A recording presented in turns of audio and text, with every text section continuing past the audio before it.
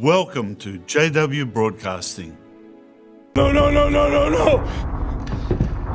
Wait. Hey. Wait.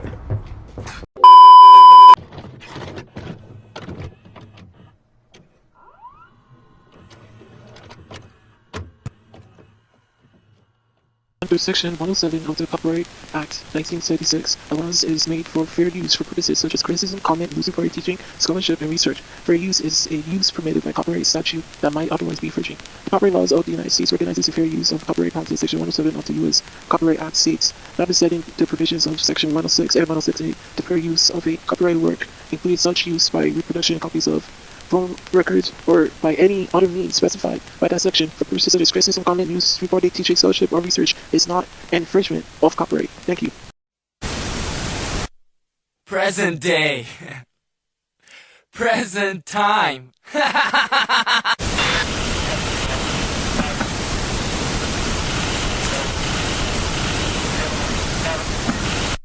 Tell me to breathe.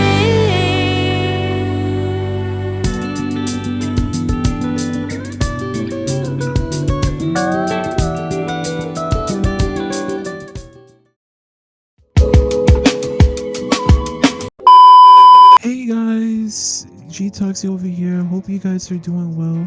And today I am back with another review of the JW broadcasting segment on jw.org.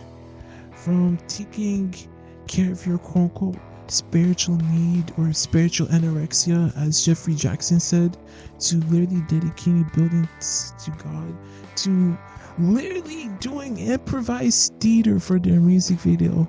This is my review of the November 2025 broadcast of Jehovah's Witnesses. Okay, so let's get to the beginning part of this broadcast. So overall, at the beginning of the broadcast, Jeffrey Jackson goes overall about your spiritual need, and also how people who don't tend to their spiritual need are always going to want to hunger for more in life. So he basically compares that need to being spiritually anorexic. And he's like, at the beginning, when you feel a pain in your stomach, what does that pain usually represent? It usually represents that you're hungry, right? I'm like, no, it doesn't usually represent that. Like, you might feel comfortable when you're hungry, but if you have a pain in your stomach, it can represent way more than feeling hunger. It can mean maybe your appendix bursted, or it could mean that you might have a stomach bug, or you can have diarrhea. Like, it could be a multitude of things. So comparing it to a pain in your stomach or a hunger pain is completely nonsensical to me. It doesn't really make much sense when you think about it. Overall, I digress.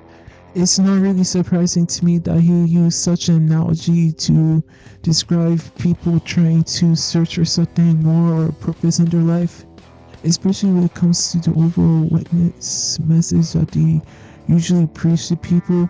Like, these are the same people that have meetings every single Tuesday and Sundays, and they have a part in their meeting where they literally take time to practice what they're gonna say to people, to appeal to their sensibilities, and to literally try to quote-unquote relate to them, to just get them to come to the meeting and to indoctrinate them and to get them to join, so that way they can do the exact same thing to more people and have to be used for free labor and just to do whatever they want with them, and have them build their buildings too, so that they can make more money off of them. So it's really not that surprising to me. Overall, comparing spiritual need or trying to attend to your spiritual need, like having a hunger pain in your stomach, is completely nonsensical. And it's also rude, because you're indirectly saying that, hey, if you're looking for a purpose in life, then join us. Because if you don't join us, you're always going to feel that hunger in your quote-unquote spiritual metaphorical stomach. You're never going to feel that hole. And it's like, I'm going to get into this part personally, because I'm not the type of person to give life advice in any situation. I will admit I'm not the most perfect person. I'm definitely no paragon of virtue in any aspect.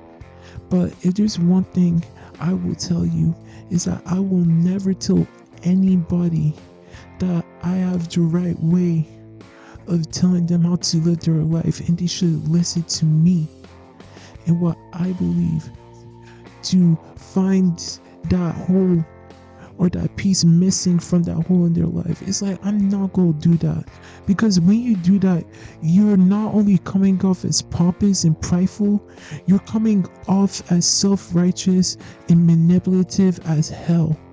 And that's the same thing that they're literally doing in this broadcast. They're literally indirectly telling people, either listen to us, you're not gonna have any purpose in life, you're gonna feel empty. And it's like, that's not true. There are thousands of people who have left this quote and found purpose in life, helping others recover from the damage that this quote has literally inflicted upon millions. And that's no hyperbole, millions of individuals. How many children have been assaulted all the way back from the beginning until now within this quote? And they do nothing. They have a database. Heck, the one that just got caught in Alaska literally got arrested. Dude literally just died yesterday. Did they even prosecute him? Don't get wrong, it seems like I'll get to that in another video, but it seems like that he might have died while in custody, and I feel bad for the victim because she didn't get, don't get wrong, she got justice in some way, but to confront him and to make sure that he stays locked up if he died after the trial, yeah, I think she would have been fine with that. But to never get that confrontation of the person who did that to you, it's terrible. It's terrible. And there are so many people who have gone through the exact same thing over and over again. So it's like telling people that, hey, we're gonna be here to fill this void in your life, we're gonna be there to help you out, when you know you have done more damage than good, when your message is not only disgusting, it's not only irresponsible, it's not only dangerous, but it's completely self-centered, it's completely manipulative, and it's completely immature on so many levels. So when I hear Jeffrey Jackson come onto this broadcast at the beginning and say that and make that analogy, it not only disgusted me, it infuriated me. Don't forget me started on the Australia Royal Commission, because that is a whole entire different story that literally just makes me hate this man even more. So when it came to this part of the video, this part of the broadcast, I didn't care much for it. And honestly, Jeffrey Jackson can go fuck off with whatever nonsensical analogy you want to make up next to literally push this cult's propaganda and their message. I'm not here for it. Let's get to the next part of the video, shall we? So let's get to the second part of the broadcast, which was the dedication ceremony. Overall, I will admit I was kind of surprised that they showed for the cleaning of the site for the brand new building that they're building in the UK. They actually had them wear equipment and actually showed the process of them cleaning the whole entire area. And they mentioned that it's basically old World War II land. So there was old World War II material and all that other stuff there. But I'm not sure that's completely true or fabrication. But it seems like it might have been over exaggerated a tad bit, because I didn't see anything that really resembled any World War II material. It seemed like maybe like a few trash cans and some like normal average waste was there on the land, but any World War II material or anything like that, I didn't see that. And I want to mention, if there was stuff like that there, I feel like the government definitely would have taken ownership of that land and not sell it to the witnesses. But then again, it's not the first time that the witnesses have found some sort of legal loophole to get what they want, so I'm not surprised. And surprisingly, they have some sort of mini cafeteria too to feed the volunteers, which I thought was like, okay, that's good, because like at least they're getting subsistence to, for their work. And regardless of that, I still feel like they should have paid them. But then again, these are the witnesses we're talking about. They build these buildings. They don't care about giving their members any money or anything. They just have to come there for free volunteer work, and not even up to like a full decade or even like 20 years down the line, they're going to end up selling that building, because most of their money is from real estate. That's how they make their money. And Jody Geely, the new governing body member, like I said the last video, he's a real estate agent. So it's not surprising to me that they're building these buildings not only to push their propaganda, but also for money purposes too, which I feel like is definitely the case, because you do have real estate in the UK. But overall, regardless of that, my main point when it comes to this part of the video is not only the fact that they blatantly use their members for volunteer work and not give them a plaque or something to show their appreciation to them. It's like, okay, you feed people. Anybody can do that. A lot of people do that when they do volunteer work. But here's the difference between your volunteer work and the volunteer work that they're literally doing for you. When you do actual volunteer work, you actually help people. You actually help the less fortunate, whether it be homeless, whether it be people dealing with addiction or substance, or heck, it can even be kids. Maybe after school program, big brother, big sister mentorship kind of program. But this building doesn't benefit anyone in the slightest, except them. It doesn't benefit anyone. And I also want to mention my second point, the dedication overall to God. Instead of giving these people maybe mini plaque to show that they actually were appreciative, I felt like it was just a slap in the face to them. I just thought that was disgusting. And then towards the end, we have Mark Sanderson's fat ass coming in, literally saying he can't wait to see what happens in the next 5 to 10 years. I'm like, are you fucking kidding me? I thought the end was coming. What do you mean the next 5 to 10 years? But overall, this whole entire thing just pissed me off. I apologize if I didn't, really explain it that well. Again, I really don't go in depth when it comes to most of these broadcasts. So this is my first time really doing this. So overall, I thought I'll just leave my thoughts on this part of the video, and yeah, that's pretty much it. Let's go to the next part of the broadcast, shall we? So our first testimonial segment of the broadcast is from Nigel, and Nigel's story was one that I could relate to, coming from a background of domestic violence at the hands of my father. I can relate to his own a little bit, but that's enough about me though.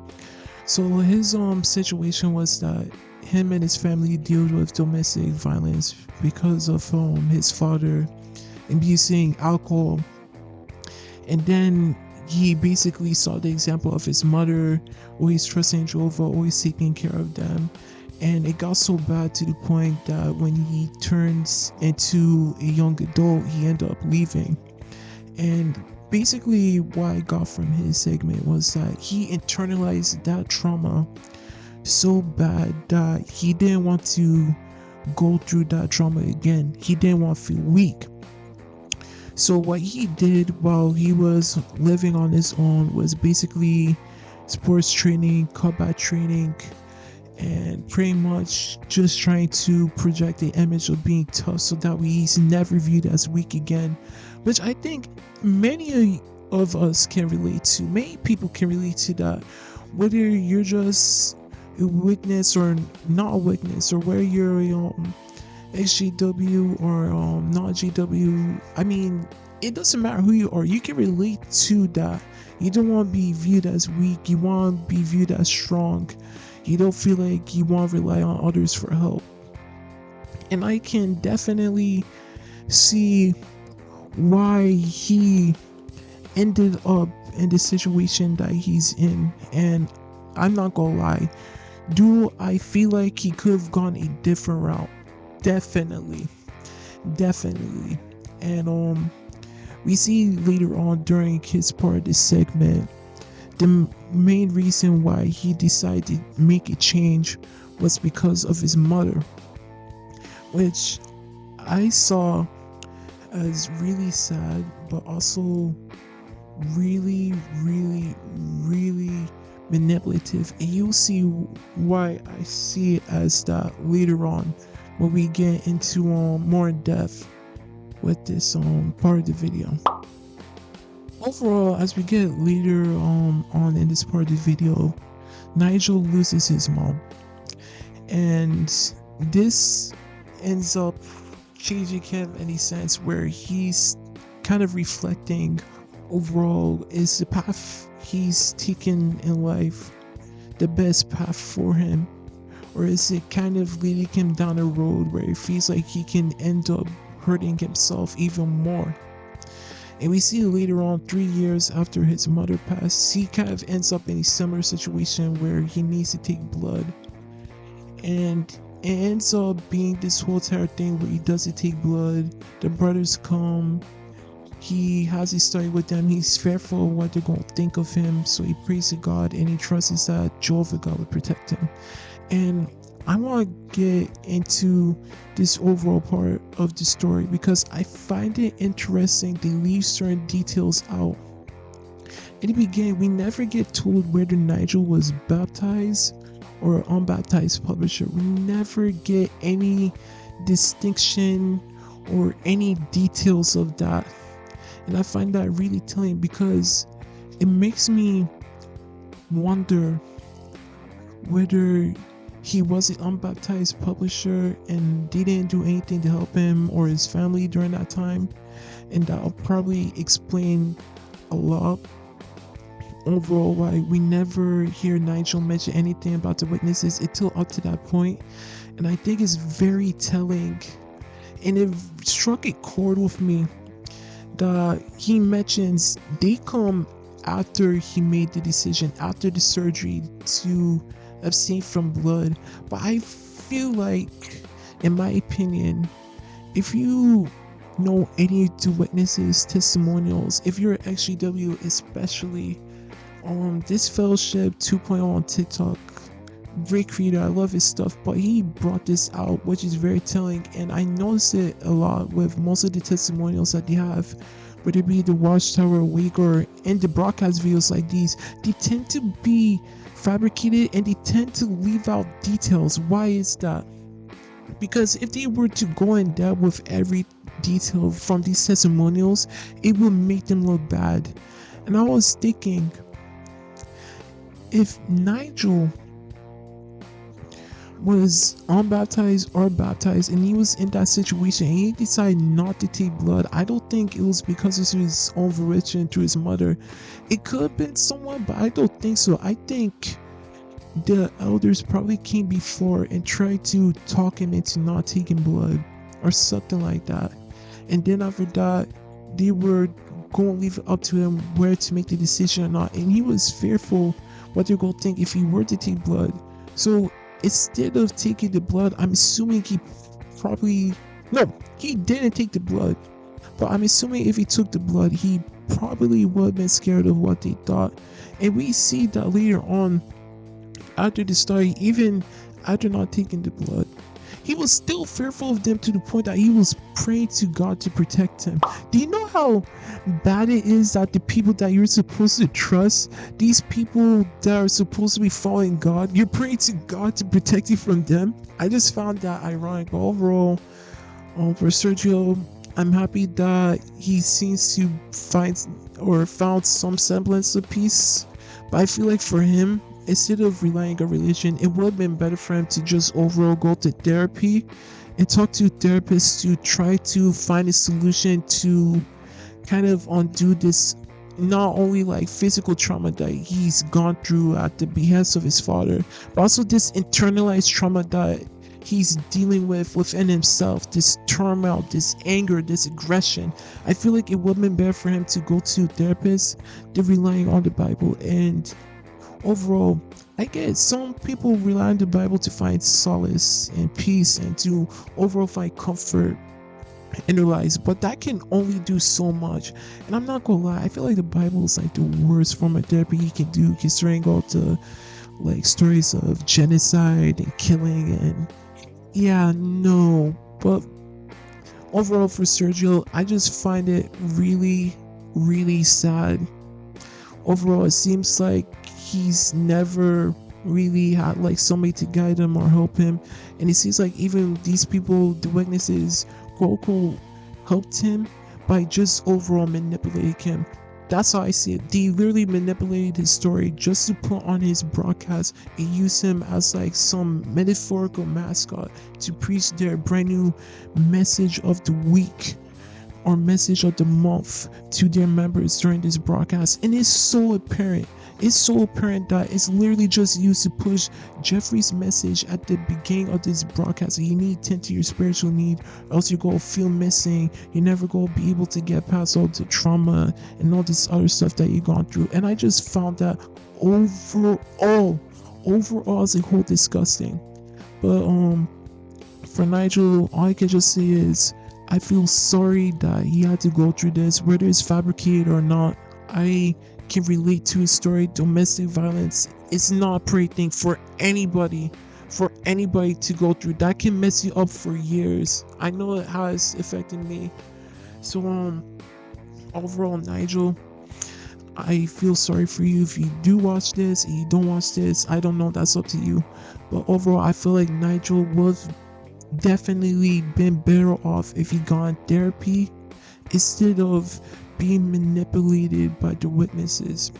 He would have been better off if he got therapy. But overall, just disgusting that they literally just manipulated this man and his story just to push their agenda. And it's really telling. You go see the next testimony. It's like the literal same thing, but it's even worse. It's even worse, I think, in the next story compared to this one, or around the same level of bad. But I'll get more in depth into that. Let's just get to the next segment of the broadcast, shall we?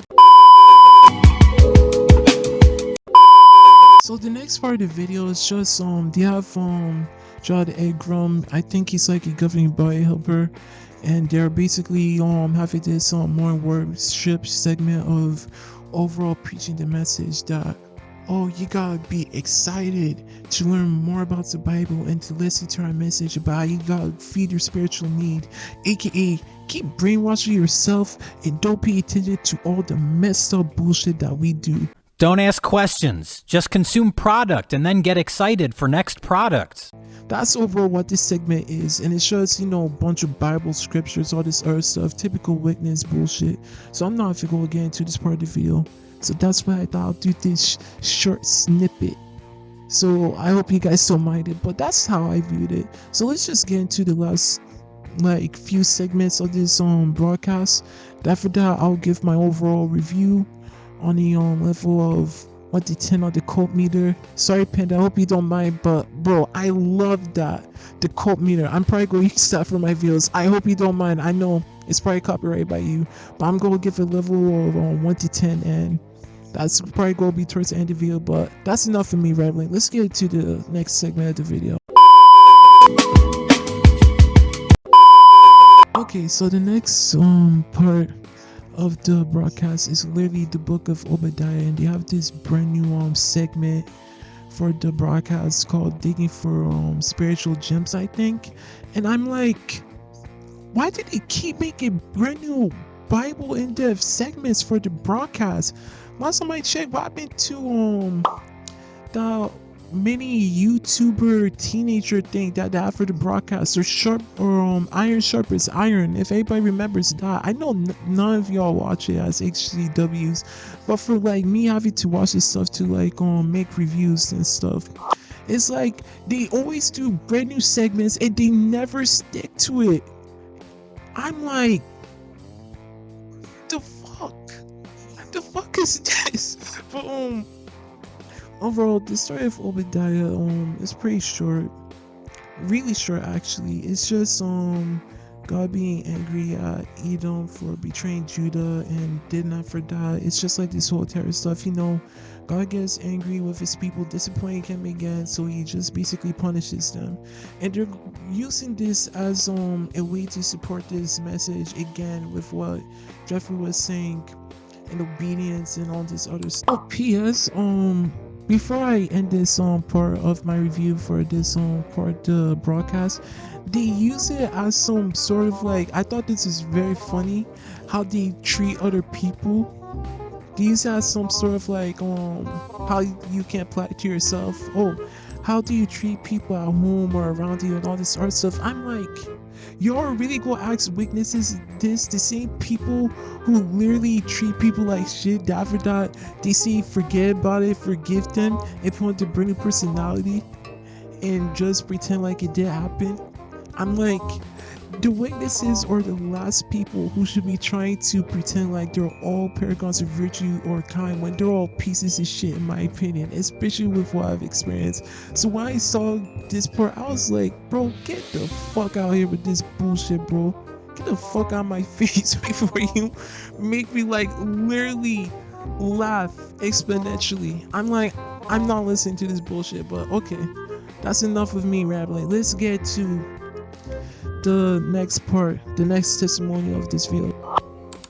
Stuff, you know, typical witness book 101 stuff. So overall, they said, oh, we can't overlook this, but me, I'm definitely overlooking this because I know what you guys are going to do with this, and it's like, it's not even worth the watch. It was just terrible. Just terrible. So overall, I'm not going to get too depth with this. It's just to push their message. So yeah, I'm done with that part. Let's go to the second testimonial. Then after that, I'll go in depth with the last part of the vid, which is a music video, and yeah, let's just finish it. Dominique's experience. Dominique is an individual that suffers from Dominique's experience. Dominique is an individual that Dominique's experience. Dominique is an individual that suffers from a multitude of mental illnesses. I'm trying to remember correctly. I think it was depression and bipolar. I think that was it. I'm not sure. If I get it wrong, I do apologize because I did skip over.